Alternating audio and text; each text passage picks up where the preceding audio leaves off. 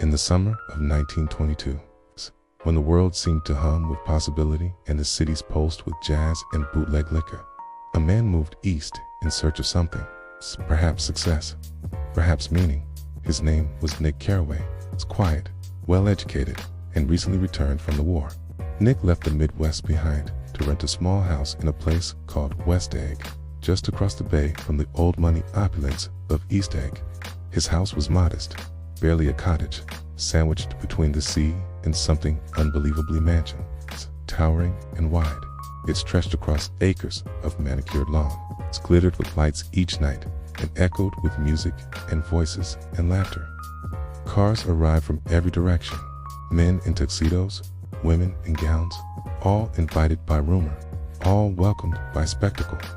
No one seemed to know the owner, but everyone came.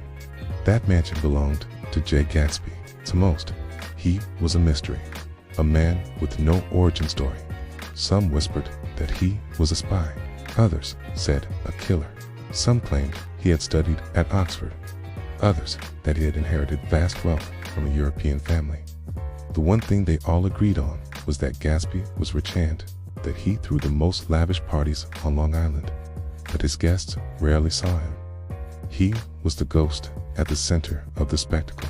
Nick, curious but detached, received something no one else had, an invitation. And so, one night, he stepped into the glowing palace next door and saw it, all the lights, the champagne, the orchestra playing on the lawn.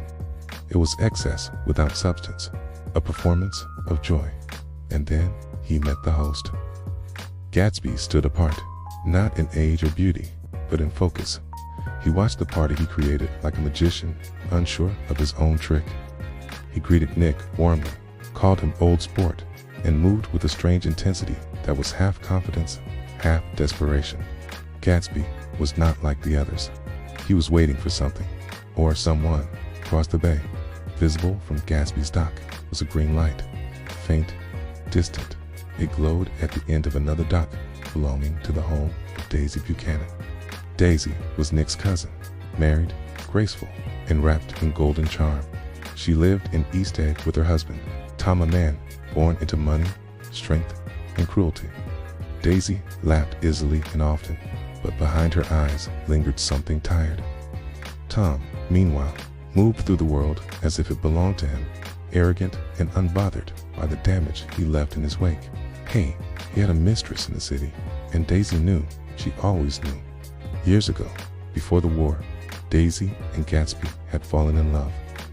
But Gatsby, then a poor young officer with no family name, had nothing to offer. He left for war, and while he was gone, Daisy married Tom.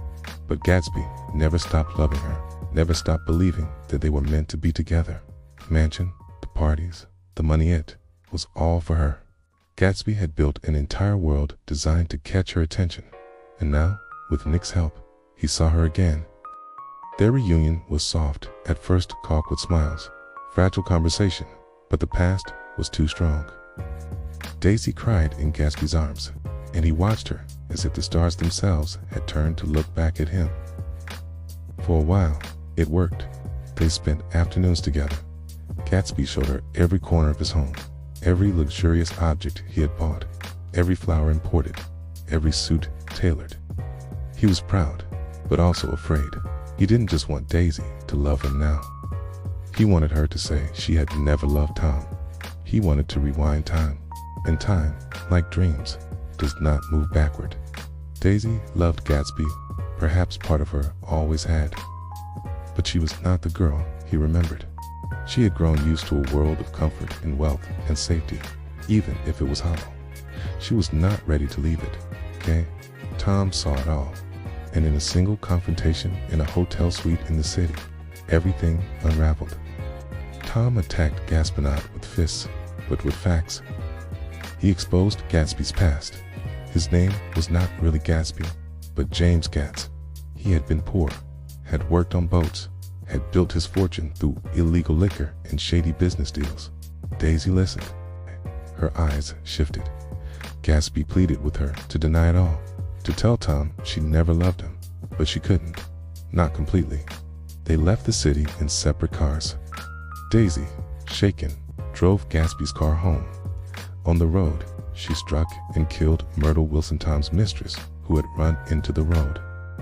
Believing Tom was behind the wheel, Gatsby took the blame.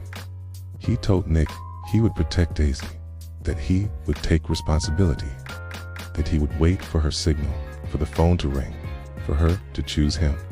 She never did.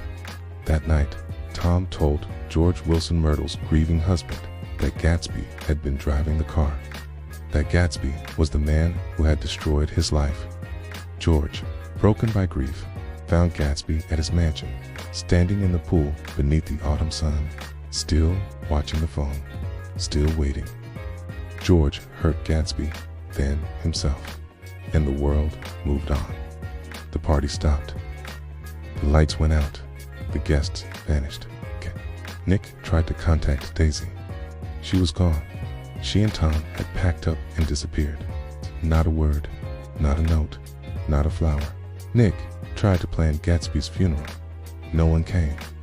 The hundreds who had danced on Gatsby's lawn, who had drunk his wine and eaten his food and praised his mystery, they were silent.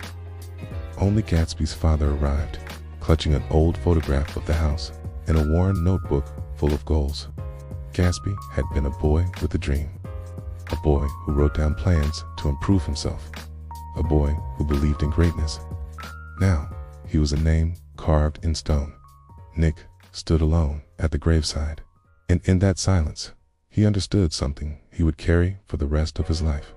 Gatsby was not the lie. The world around him was. Nick left New York soon after. The East had lost its promise. K's gold was just dust and sunlight. He returned to the Midwest, to the slower rhythm of real things. But he took Gatsby's story with him.